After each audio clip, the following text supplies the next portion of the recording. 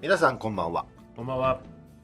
さあ今日はですね、はい、いつものようにアクティブタイムレポートをお送りしたいと思うんですが、はい、何もこう副題も何もない、ただのアクティブタイムレポート。そうなんですよ、はい、で正直ですね、はい、始まったんですけど、はい、何やっていいかわからない。そうね。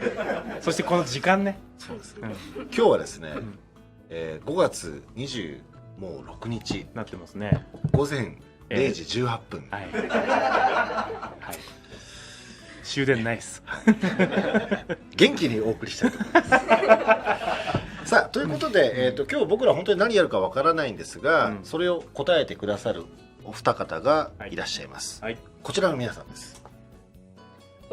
皆さんって言っても2人なんではい、そうです、皆さんこんばんは。こんばんは。ファイナルファンタジー15コミュニティチームの三つごと三岡です。同じくコミュニティチームの田地こと田島です。はい、本日はお願いしま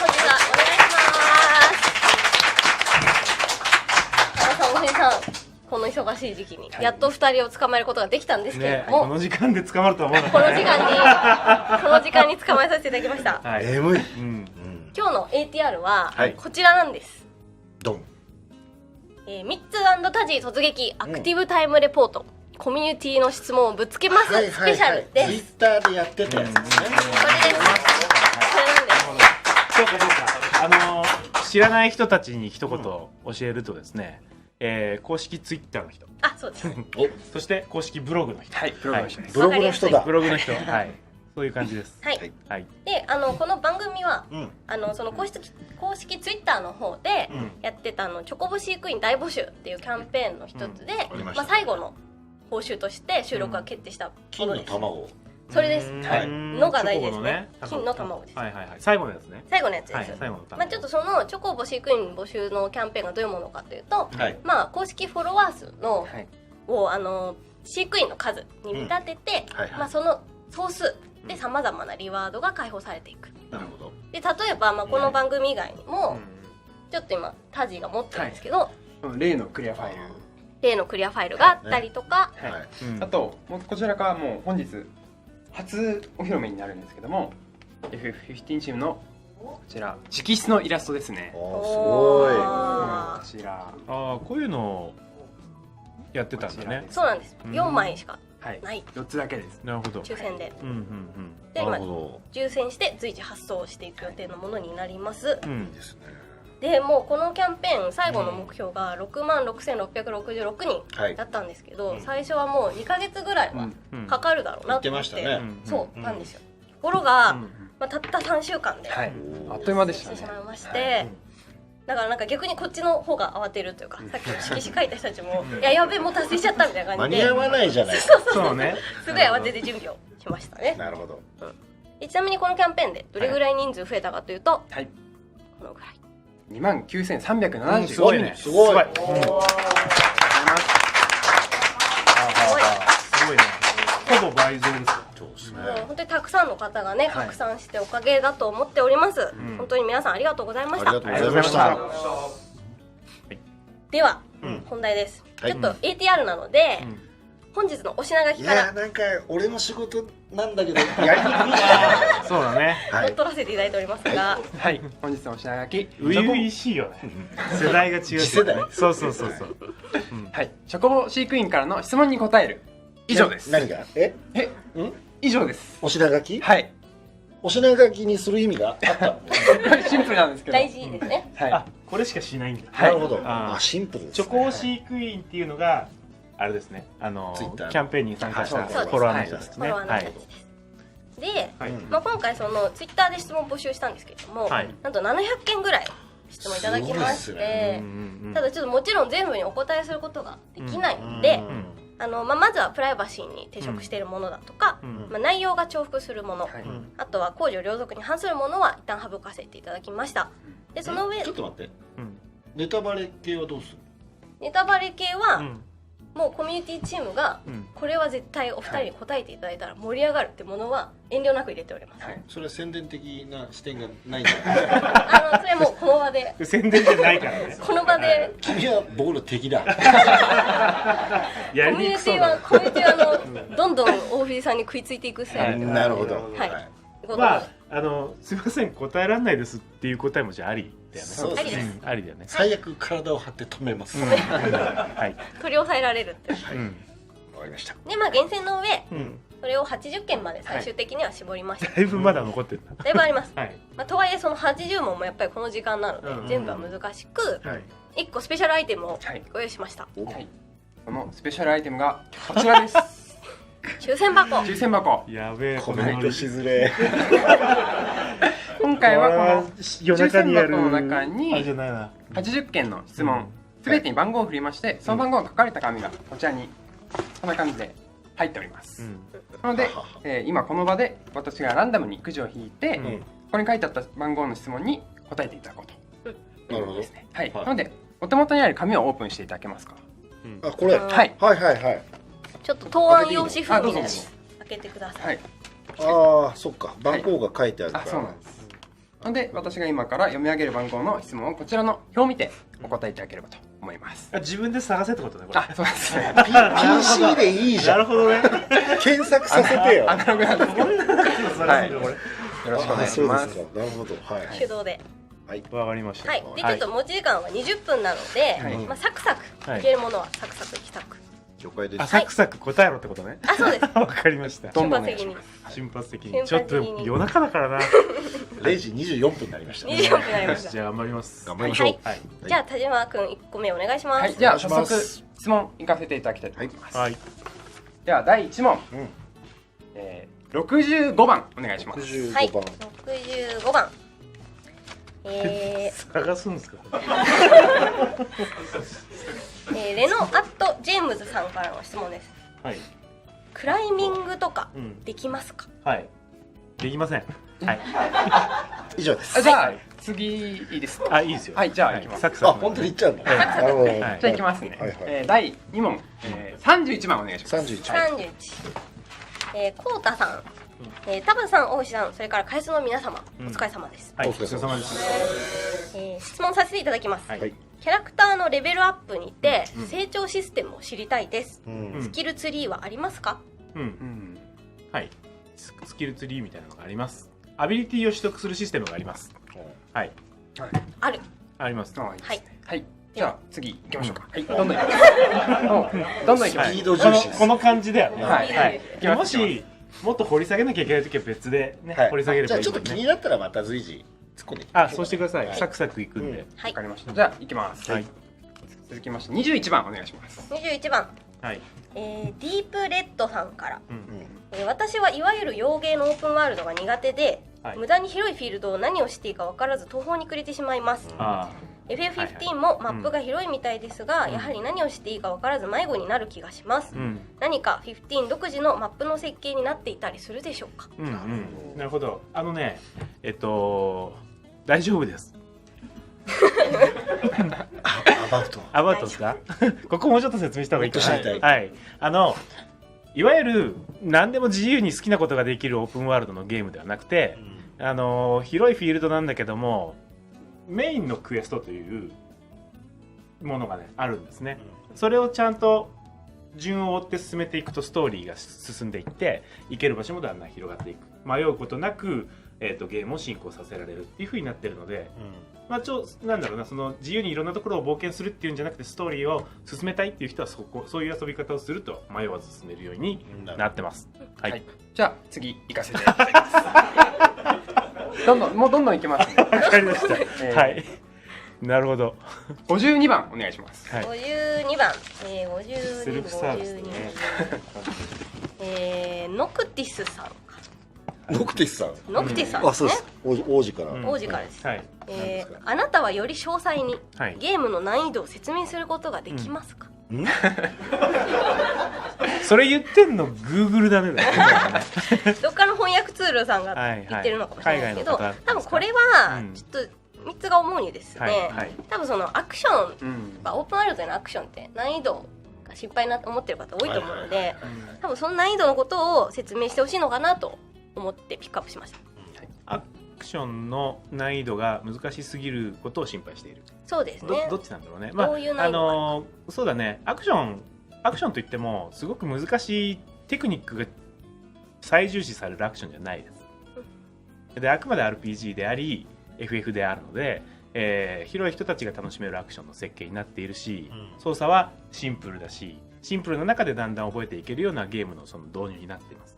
加えて、ゲームにはね難易度もちゃんと今回盛り込みますし、さらに難易度だけではなく、ある工夫もちゃんと入れますので、そうだな E3 を楽しみにしてください。はい、はい、いいですか。はい、では次行かせていただきます。はい。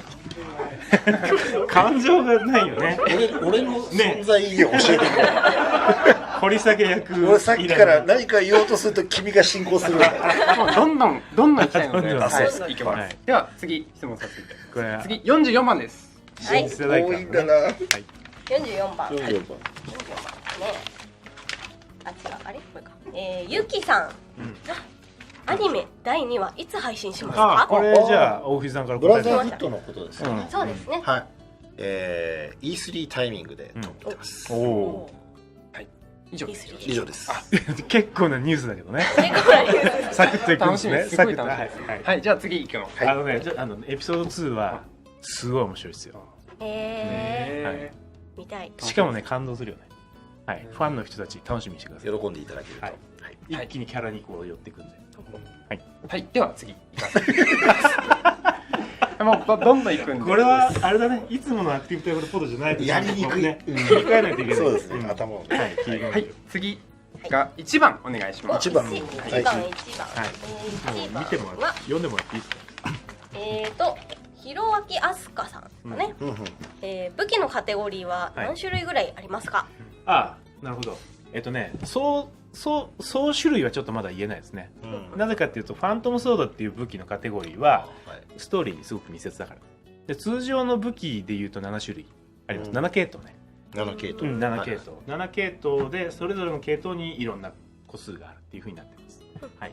でファントムソードを合わせると系統自体もっとすごくいっぱいあります。なるほど。はい。では続きよろしいでしょうか。どんどんいきますね。ちょっと感触が分かんない。いきます。23番お願いします。はい。23番は何でしょう。シンガさんからです。はい。相撲界を倒した後、亡き殻に手を合わせつつ亡き殻ですね。亡き殻に手を合わせつつじっくり観察しようとしたら何番？23です。結構すぐに消えてしまい残念に思いました。時間を止めて周囲の様子を見回せたりできるカメラモードやギャラリーモードの実装の予定はありますでしょうか？亡き殻に手を合わせたい方もいる。なるほどね。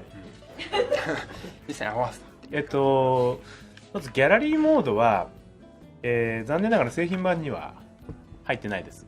ただ製品版をマスターアップした後に、できれば作りたいなっていうふうに思ってる計画はあります。なので、そこに期待してもらえると嬉しいなと。でカメラですか？カメラを自由に。はい、カメラモード。カメラを自由に、回せるようなモードね。これは残念ながら今まで作る計画そのものがなかったです。はい、すみませんがニーズに応えられないと思うんですけれども、ただちょっと待ってくださいね。スモークアイを倒した後、亡き殻に手を合わせつつじっくり、観察できなかったってことですよね。まあ消えるまで手を合わせていただいてそうですね。その間に思いを遂げていただければと思います。倒したらすぐ手を合わせる。そうですね。急いでください。急いで。すみません。はい。じゃあこちらもちょっと急がせていただいて、続きまして29番お願いします。29番。はい。クラタン。すごいね。チョコボと車はどっちが早いですか？はい。これいい質問ですね。すごいいい質問ですね。大事ですよこれ。皆さん一緒に行きましょうか。せーの。車です。はい。はい。では次つきますね。タジ楽しんでる？いや僕も早くやりたいっていう早く紹介したいっていう気持ちがいっぱいです。はい。頑張ります。はい。行きます。はい。次は7番お願いします。7。7は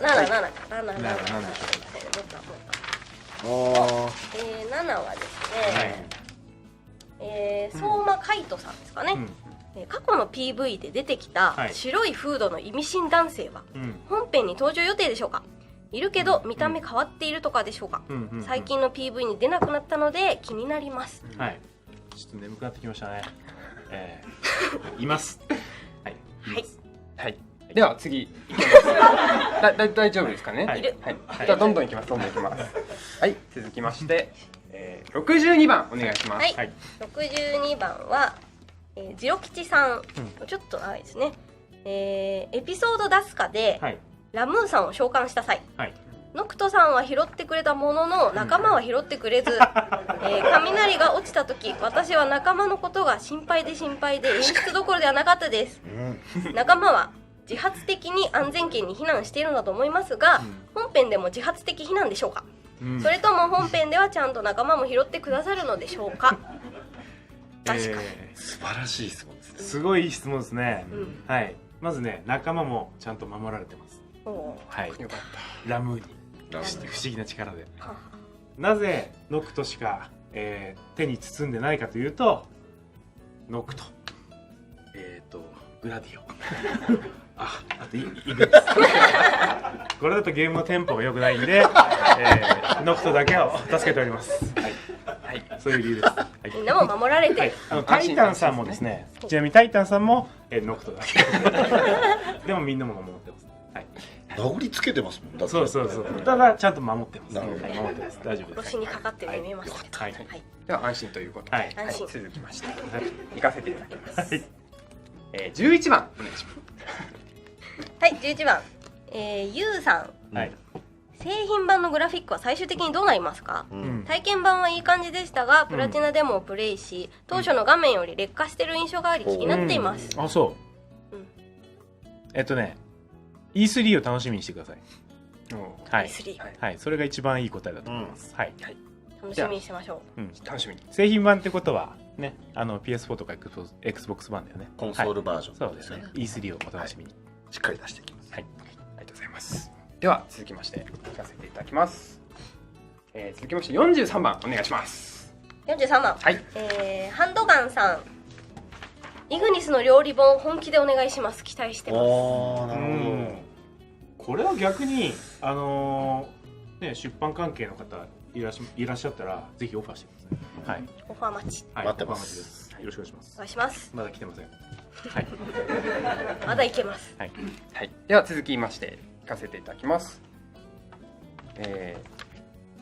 9番お願いします。9番。てるさん。アルティメットのフィギュア抜きバージョンは出る予定ないの？なるほど。これは大藤さんから。僕からですね。そうですね。でやっぱりフィギュアが入ってこそのそのアルティメットコレクターズエディションという名前がふさわしいと思いますので、今のところフィギュア抜きのバージョンというのは考えておりません。はい。以上でよろしいでしょうか。はい。ではちょっと時間があれなんで少し巻きで。これ以上。はい。どんどん行きたいと思います。さらに巻きで。わかりました。はい。では次4番お願いします。はい。若菜さん。公開された映像の中でボートに乗っているシーンがあったのですが、自分たちで操作できるのですか？ボートに乗ってるあれ？海を越えるとこ？クルーザーみたいです。クルーザーね。操作できないです。カメラは回せます。はい。次行きたいと思います。行きます。ありがとうございます。じゃあ引かせていただきます。12番お願いします。12番。そうきさん。先日の発表会にて社内で FFBGM をラジオ形式で流せると出ていましたが、あれはカスタムサントラで自分の好きな曲を流せるのでしょうか？あるいはあらかじめ内蔵数のみで固定なのか、おいおい公式がアップデートで追加していくのでしょうか？まずFF の過去の楽曲を鳴らせる仕組みは、その内蔵する形で実現してます。なので、製品版にもうあらかじめこちらで用意した数入ってます。でもこれね、あんまり少なくないんですよね。10曲とかそういうんじゃなくてもっと多いです。はい、楽しめると。歴代いろいろから入ってきてる。そう。で、その歴代いろいろを15で初めてその曲を知った人たちが、そのナンバーの、サントラに興味を持ってもらうと嬉しいなっていうような形で、社内で協力して入れました。なるほど。はい。でね、もう一つのその、ユーザーが好きな曲を鳴らせるようになるかっていうのはまた別の機構、別の仕組みの話なんだけど、これは実は、今ね、まだ製品版にはそのシステムを搭載しません。理由は地域ごとに実はその自分の持っている曲をゲーム機で鳴らすっていうことに対するそのルールが異なるんですね。レギュレーションがあるんです。いろいろ権利的な、はい、そういったところが全地域 OK っていうふうに実はなってないんです。なのでまだまだちょっと答えが出るには時間がかかるかなっていう状態。確かに国によってね法律が違ったりするので、そうなんですよ。そこにっていうことですね。そうです。はい。はい、わかりました。はい。はい、あ、すみません、巻かなきゃいけなかった。はい。いや、ありがとうございます。じゃあ次いきます。はい。はい。24番お願いします。はい、24番はヨッシー X フェイ X アットスパカやめるってよくね。よく噛まずに読めた。面白い名前ですね。エピソード出すかでのセーブの方法はキャンプをするだったのですが、これだと低レベルを維持しようと思った場合セーブをすることができなくなってしまうので、製品版では他の方法ありますか？はい、任意でできます。はい。あ、以上でよろしいでしょうか。まあ一応巻いたつもりなんですけど。ありがとうございます。じゃあ君が驚いてどうする？いきます。じゃあ次どんどんいきますね。はい。じゃあ10番お願いします。10番。ウィリアン中村さん。フレンドからの質問ですが、本人じゃないんです。本人じゃない。音づてですね。お友達から。製品版でゲーム本編開始、プロローグなどから訪れる場所を安心して後でエリア捜索とかで自由に戻れるでしょうか。あと FF7 の映画化ソルジアスタイルクラウドの服装をノクトたちが着れる DLC とかで無料配信や販売ありえるんでしょうか。それ2つ質問してますよ。そういうことです。フレンドから2つ。はいはい。その後者の方、その予定はありません。で前者の方はとても重要な質問ですよね。そうですね。はい、まあラスボスの手前までだったら戻れるようになってます。はい、安心してください。はい、戻れますよって感じでね。はい、戻れますよ。ありがとうございます。では続きまして聞かせていただきます。はい、13番お願いします。はい。ゆうさん、ファストトラベルはどういう形で利用できますか？マップから選びます。移動したい場所に。移動できる場所は宿泊した場所ですね。ああ、キャンプ地点とか。はい。経験済みの場所と。そうですそうです。はい。これ便利です。はい。はい。ではどんどんいかせていただきます。いきます。42番お願いします。42。ヨーアットヨージャパンさん。約10年までかけて開発をしようと思った理由は何ですか？さ、これコミュニティが厳選したんだよね。厳選しました。なるほどなるほど。一押しの質問かもしれない。そうだな。いや、10年かけて開発するぞと決めてはいなかったですね。結果的にそういう風になったっていうものなので、お待たせしてしまってすみません。お待たせしました。はい。はい、では続きまして聞かせていただきます。ここでね、スッと次行かれるとなんか気まずくなるんですね。どんどんもう行かせていただきます。答えが良くなかったのかなみたいなね。いきますね。20番お願いします。はい。みおかいさんです。FF8 や10など各キャラに固有のモーションアクターさんがついていましたが、FF15 では1キャラに複数の方が担当しているような気がしました。実際はどうなんでしょうか。そうでしたらその理由は何ですか？それは鋭いですね。その通りです。1キャラ1アクターで全てのモーションを取っているわけではありません。でイベントのモーションはアクターさん固定です。で戦闘用のモーションはアクターさんもやるし、スタッフもやるし、逆にアクションのプロの方もやります。これ理由はアクションがベースの戦闘システムなので、モーション数がめちゃめちゃ必要なんですね。大量に必要。そういうわけで、そういったスタイルをとってます。はい、ありがとうございます。はい、では続きまして聞かせていただきます。77番お願いします。77番。何でしょう。夜空舞バサーティフェスオトさん。伝ってるかわからないですか？初期と比べて顔や髪型などデザインが変わりましたが、最終決定に至るまでの経緯、またはこだわりのポイントなどあれば教えていただけると嬉しいです。特に全体的な話？特に、プロンプトは陽気なイメージはそのままで、より柔らかく可愛い印象になり、親しみやすさが増していて好感が持っています。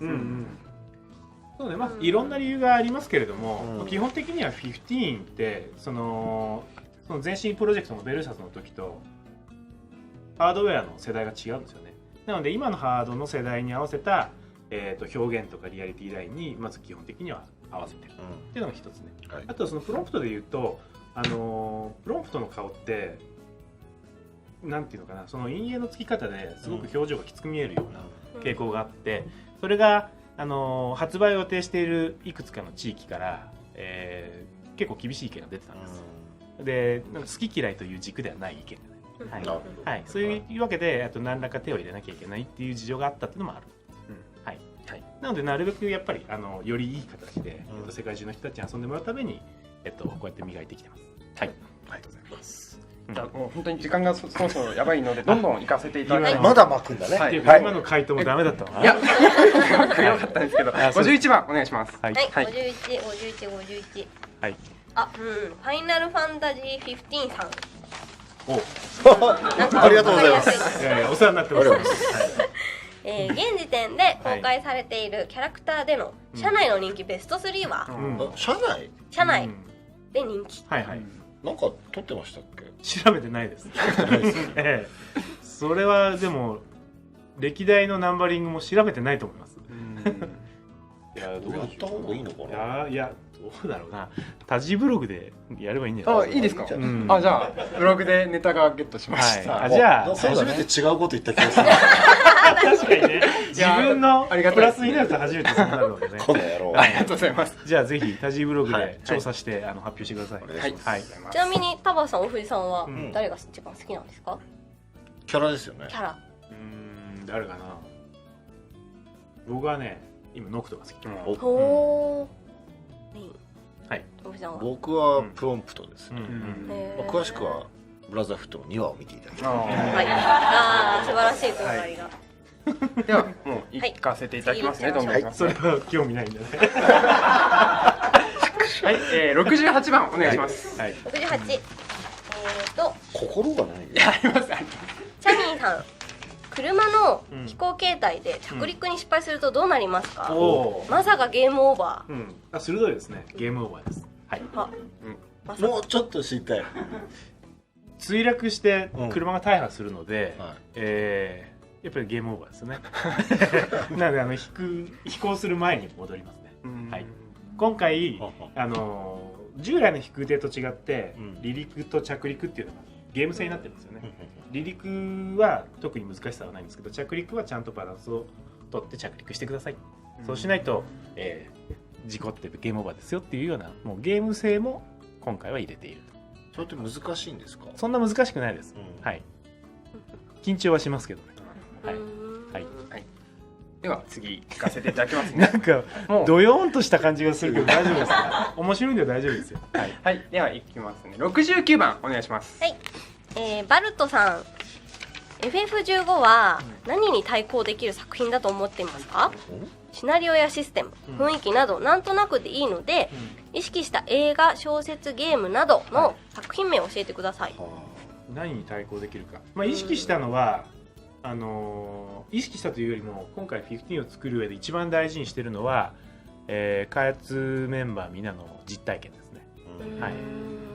自分たちで体験したものをなるべくその技術に乗せてゲームとして価値があるものにしていく。例えば旅そのものも、引っ張っちゃダメなのかな。いや、どんどんもう時間ないですけど、はい、聞きたいです。どっちや？聞きたいです。これは興味あるんだ。例えば旅も僕がまだ20代の頃に実際に結構こうヨーロッパの長い距離を旅したことがあるんですけど、その経験なんかがかなり入ってて、その頃若いんでお金がなかったんですよね。ノクタたちもお金ないじゃないですか。そういう経験がちょっとこう影響してたりもすると。はい。で、何に対抗してるかっていうと、今回別にいろんなものに対して目標は持ってますけれども、一番ちょっと意外なところで言うとドキュメンタリーですよね。つまり自分たちの体験をゲームとして価値ある体験に変えていくっていう取り組みをしているので、実際に本物の魅力というものをこう伝えてくれているいろんなドキュメンタリー番組っていうのが、僕らもああいうねゲームの娯楽性だけじゃなくてドキュメンタリーの本物の価値を伝えるっていう部分もこう兼ね添えたいっていうふうに考えて、そこをこう一つの目標にしてたりします。ナショジオとかそうそうそうそうそうそう、ディスカバリーチャンネルとか。ワールド・オブ・ワンダーっていうのは、まさにそういう方向の表現。その通りです。はい。ちょっと今いつものアクティブタイムレポート。すいません。ごめんなさい。はい。多分そろそろ興味がないんじゃない。いや、そんな大丈夫です。はい、聞いてよかったなって思いました。心があるから。はい、では続きまして71番お願いします。はい。これまたノクティスさんからですね。チョコボを向上させることができますか？速度向上、グライド長さと同様に高さや飛行速度をジャンプします。これもなんかちょっと Google っぽい感じあれですか。はい。チョコボの性能は、食事によって向上します。つまり、ちょっとゲーム的な用語になっちゃいますけど、バフをつけるって言ってですね、プレイヤーキャラクターたちと一緒で、いいものを食べると翌日の、性能が良くなってる。なるほど。いろんな特徴が引き上がってるっていうふうになるんで、速度が上がったり、スタミナが長く持つようになったりとかします。これはチョコボもキャンプすれば、一緒にイグニスのご飯食べれる。そうだね。イグニスのご飯、チョコボはチョコボのご飯があるんですけど。はい。では続きいかせていただきます。61番お願いします。61番。ジロ吉さんです。はい。ジロ吉さんまたですか。はい。ルシス政権はどのくらいフレンドリーかお尋ねしたく存じます。なんだって？ルシス政権はどのくらいフレンドリーかお尋ねしたく存じます。政権って政治の政。政府ね。なるほど。どのくらいフレンドリー。なるほどね。フレンドリー。どういう答えればいいですかね。結構フレンドリーな方なんじゃないかなと思います。だいぶフレンドリーな方だと思います。はい。フレンドリーということで。安倍政権と比べると、ちょっとやめておきましょうか。政治ネタははい、やめてください。はい、そんな感じで。はい、ではだいぶフレンドリー。だいぶフレンドリーです。はい。いいんだね、それで。いや、もういい、大丈夫です。もうそれで次行こうとしてるけどいいんだね。めちゃくちゃ次行こうとしてますけども、はい。推しですよね。はい、わかりました。じゃあ次行かせていただきます。はい。6番でお願いします。6番。はい。あとどのくらいやるんだろう。はい。食い神歌。ちゃんと楽しめてるのかな、見てる人たち。ね。今日ね、ガヤのプロの方に来ていただきました。そうね。プロのガヤ。深夜にもかかわらずありがとうございます。そう。FA50 まで144日。はい。66,666人達成おめでとうございます。ありがとうございます。早速ですが質問です。実は昨年の TGS で、ノクトたちのプロフィール云々の質問を選んでいただいたものです。TGS の時はプロフィールは近々で公開すると返答していたのです。言いました。一向に公開されません。現状どうなっているのでしょうか。まず謝りますか。そうですね。申し訳ございませんでした。なんだろう。いろいろなことが重なり、なぜか先延ばしになってましたね。はい。特に秘密にしたいわけじゃなかったんですけど。しかも聞かれても空で答えられない僕たち。そうね。もうこの放送っていつ公開されるんですか？これは5月31日予定です。なるほど。じゃあその日に何らかの形で公開しましょう。はい。はい。ブログなりね、公式サイトなり、はい。そんな形でいいでしょうか。はい。じゃあ次行かせていただきます。ノクトはね、20歳ですね。お、20歳。はい、20歳。プロンプトも20歳。プロンプトも20歳。で、グラディオが23歳。23。 23。2つ上でしたっけ？イグニス22歳ですね。で、間違えてたらここで訂正してください。すみません。詳しくはブログで。はい。はい。では続きまして、30番お願いします。はい。30番はポンさん。これ一番多かった質問なんですが、どうこんばんは出るの出ないの？これはこの間もお伝えした情報なんですけどね。何回か聞かれてはお答えしてるんですけど、我々的には実現させたいなと思ってますが、残念ながらこれはですね、我々スクエアエニックスがやると決めてやれるものじゃないんですね。はい。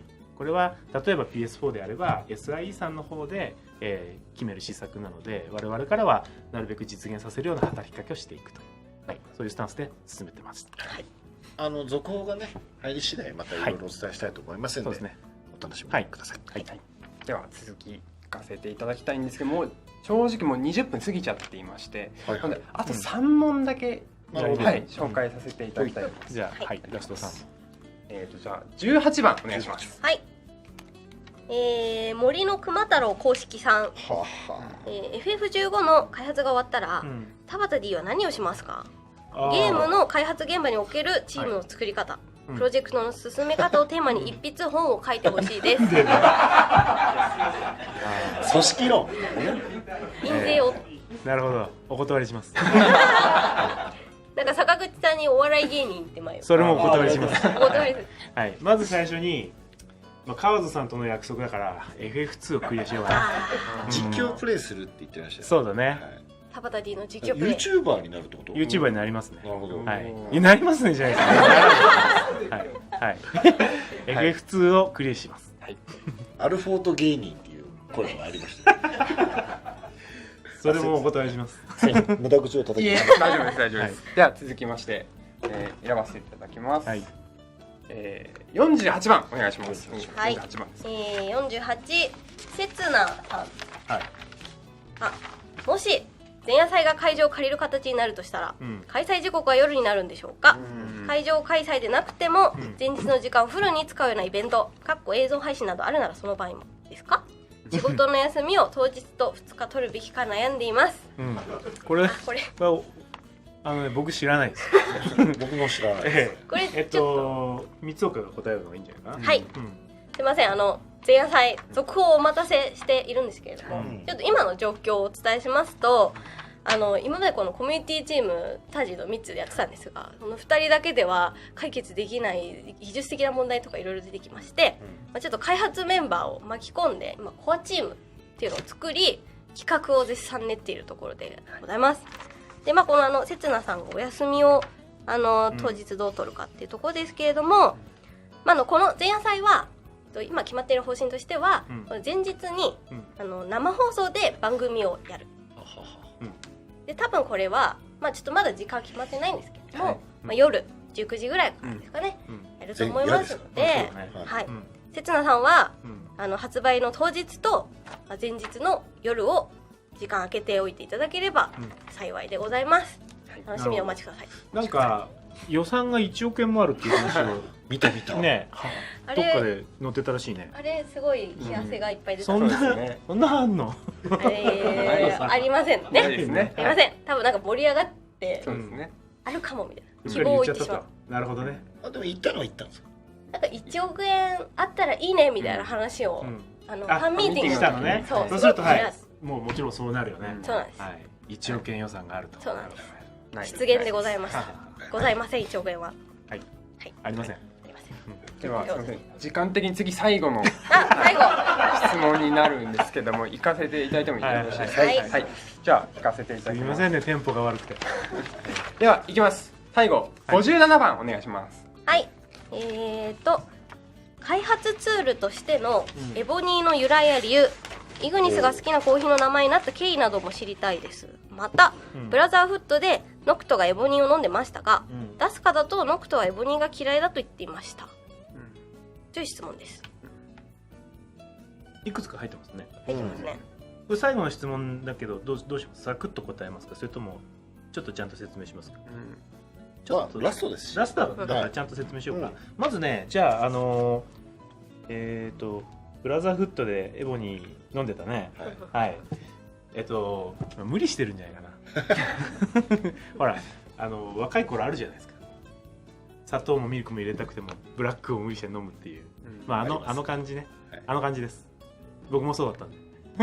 かっこつけてる。ズバッと言って。初めてでノクトが。そうだね。かっこいいと思う。よくわかんない年頃ってあるんだよね。ブラックの味がわかる大人になりたい。そう。今はね、俺らもジジイなんでブラック好きなんだけどね。ないともうむしろね。そう。なんだけど、若い頃っていうのはブラック好きじゃないけど好きなふりをするんです。しました。はい。あとなんだっけ。エボニーの由来。由来ね。エボニーっていうのは黒っていう意味なんです。漆黒。で、そうなんです。FF15 のキーカラーって黒ですよね。で、これはベルサスの頃から黒なんですよね。で、その黒というものに由来して、エンジンの名前をエボニーというふうにつけたんです。でもともとベルサス13って、FF13 と対をなす存在として最初発表してて、そうでしたね、で白と黒のイメージだったんです、で FF13 の開発エンジンっていうのはクリスタルツールズ、その前はホワイトエンジンっていう名前だった言ってましたね。そうでそのホワイトエンジンっていう名前のその表裏をなす存在としてブラックエンジンっていうふうに呼んでたんですけど、エンジン名としてはエボニーっていう名前をつけたっていうのが最初ですね。でこれ最初に作ったのはもう僕が参加した直後に、ベルサスから FF15 に再構築する中でハードを切り替えたんですよね、 PS4、Xbox One ベースに、でその技術の、段階を1個引き上げて、クリスタルツールズをベースにしてはいたんですけれども、その DirectX 11という次の世代の技術に対応させたチーム用のエンジンとして開発しだして使ってました。その1年後ぐらいに、もうちょっとか、1年半後ぐらいからルミナススタジオというまた別のフレームとの統合をしていって、名前としてはルミナスの方を残したので、エボニーというのはその場で消えたんです。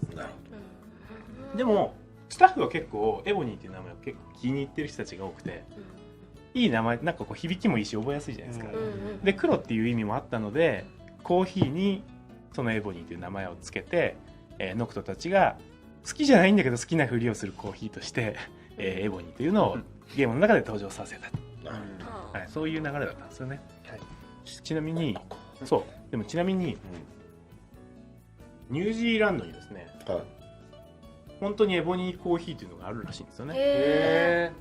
そうなんですよ。コーヒー豆のブランドというか、なんだろうな、あれ銘柄かな、エボニーコーヒーっていうのがあって、日本では問題ないんですけども、海外の地域においてはもしかしたらエボニーコーヒーっていう名前が我々使えないかもしれないですね。権利に抵触しちゃって。これ今ね絶賛協議中なので、製品版見るとですね、ただのコーヒーになってるのかエボニーコーヒーになってるのか権利関係の問題がそういうのがよくあるので、そういったところも新しい楽しみとしてこうやって見ててくれると面白いかもしれないですね。わかりました。こんな感じでよろしいでしょうか、田中さん。大丈夫です。大丈夫ですか。ありがとうございます。いや結構な数をこなしまましたね。何問いけた？多分数えてないはい、30問ぐらいかな。いきましたね。結構いったね。お疲れ様です。お疲れ様でした。ありがとうございます。でですね、一応今回の ATR はこれで終了なんですけれども、ちょっとその前に田畑さん、大藤さんからちょっとここで言いたいことがあるということで。そうね、せっかく僕からでいいですか？いいですよ。はい、せっかくこうやって皆さんに情報をお伝えする機会をもらえるので、一つねこうお知らせしたいことがあったんです。それは、ジャスモンです。ジャスティスモンスターズ5。このジャスモンの配信当初、Android 版は4月中にも配信できるというふうなお伝え方してたと思うんですけれども、一旦その技術的なトラブルがあって、配信のタイミングを一旦こう見直しますというアナウンスをしたんです。でその後まだその技術的な問題の解決の目処が立ってなかったので、その先の多分ね情報のアップデートというのがなかったと思うんですよね。で最近ですね、ようやくその解決の目処が立ってきまして、いつ配信できるかっていうところが固まってきたんです。なので、おそらく E3 直後ぐらいのタイミングに正式にそのプロジェクトのプロデューサーの本橋というものから、ジャスモンの配信このタイミングですということを告知できることになると思うので、なるほど。もうちょっとお待ちくださいっていうことが一つと、もう一つだけいいですか？今ね10万人以上の事前登録者がいらっしゃるんです。いましたね。日本だけで10万人。そうです。でその10万人以上の方に、結構な時間待たせることになってしまったので、何らかそのお詫びの品をですねプレゼントしようということを検討してます。ただ例えばアップルの規約なんかだと、そのアプリ内のアイテムを付与するといったことはできないんです。そのユーザーに不平等な機会を作ることになってしまうので、なので、そのゲームの中のアイテムとかではなくて、それとは関係ない例えば FF15 の壁紙とか、何らかそういうデジタルアイテムの配布を検討してますので、それに関してもその告知のタイミングと一緒にお知らせさせていただきたいなと思ってます。この2点今日お知らせしたかったです。じゃあもう少しジャスモンの情報はお待ちくださいということで、そうですね。よろしくお願いします。あとはあともう一つ大木さんいいですか？あ、いいですよ。はいですね、ということでこの番組の配信日が5月31日ということで、E3 直前。そうですね。はい。で絶賛みんなね一番忙しい時ですけどね。はい。で今日ちょっとお伝えしたいのは、はい。E3 の前日、曜日で言うと月曜日なんですが、まあ各社さんがいろんなカンファレンスを開かれる日なんですけども、何日なんですか？6月の。13日月曜日。13日月曜日。はい。でその日の夜にですね、E3 を直前に控えて、アクティブタイムレポートのデイゼロエディションというやつですね。令和の前のね。はい。思ってます。前日なのでデイゼロと。なるほど。ちゃんとかっこいい名前をつけてると。そうなんです。これね、当然のことながら僕らではなくアメリカの方でつけていただいて。なるほどね。でそのデイゼロエディションの ATR で、この E3 で15がどんな発表していくのかというのを全部お見せしようかなというふうに考えてますので、まだまだ詳しい時間等々はこれから追ってのお知らせになるんですが、まずは E3 直前の前日にですね、デイゼロエディションのアクティブタイムレポートをやると。ロスで夜ってことは日本だと多分昼間。そうですね、ちょうどお昼ぐらいになると思います。はい。日付も違うのかな。またじゃあ詳しい情報は追ってですが、まずは前日の ATR をお楽しみくださいということでございます。とってもいい準備をしてますので、きっと喜んでもらえると思います。そうです。はい。よろしくお願いします。はい、よろしくお願いします。でですね、最後にちょっと自分から前夜祭の話をしようと思ってたんですが、ちょっとさっき質問で答えてしまいました。だからあんなスラスラ答えてたの。そうです。なんか準備してるんじゃないの？もう準備バッチリしておりました実は。なるほど。で、続報は引き続き公式ツイッターとブログでお伝えしていきますので、公式ツイッターの方は@ffxvjp、ブログはスクエニメンバーズのサイトと、あと FF15 公式サイトからアクセスいただけます。はい、そちらをちょっと口で言うだけだ。そうです。ちょっとね、パーポがちょっとあれですけど、パーポはちょっとあれですよ。パーポがちょっと切り替わる。そういう予定だったの。そうです。変わる予定だったんですけど、変わらないので。なるほど。後でここに入れときます。はい。なるほど。で、最後に実はタジがね、1個飼育員の皆さんにどうしてもお見せしたいものがあると。そうなんです。はい、実は私、チョコボ飼育員の皆さんに感謝の気持ちを込めて、チョコボの一日、チョコボと過ごす一日という動画を制作してまいりました。タジが？はい。そうです。なんかもう2週間ぐらい結構終電までずっとなんかやってて、開発がキャプチャーをするためにゲームの素材を取るときにね、使ってる PC があるんですけど、確かにねちょいちょいいたんですよね。いたよね。毎日終電まで頑張ってるって言ってるちょいちょいいた。ほらそこはキャプチャーをしておそらく自分のデスクに戻って編集をしたのかな。はい。そうなんですよ。その撮影から編集まで全部一人でやっているので、それは大変だろうね。編集作業自身も自分でやってる。もう私がやりました。なるほど。編集は今までやったことある？いやもう初めてですね。はい。なので本当に皆さんそのトレーラーを作ってるのかとか、本当にこんな大変なことしてるなと自分も肌をで感じられたので、そういう経験とかも落ち着け。そんだけ大変だった。本当に大変だったんですよ。それはさブログで書きなよそれ。はいブログで書き。なんかもう3ヶ月にわたってとかなりそうですけどね。ねもう本当にたくさん言いたいですね。はい。っていう動画があるので、感謝の気持ちを込めて作っていると。そうです。はい。それどういう？はい、感謝の気持ちを込めたチョコボのもう焦点を当てたチョコボと一緒にノクトたちが旅をするっていう動画になっているので、きっとなんか見れば、見ればそれ今見れるんですか？今見れるんですか？見れます。はい。じゃあもう今日はこの ATR はですね、この動画を流してそのまま終了。なるほど。させていただきたいなと思いますので、以上終了とさせていただきたいと思います。おい、乱暴だな。エンディングってことだね。エンディングです。はい。ということで皆さんご視聴いただきありがとうございました。ありがとうございました。ありがとうございました。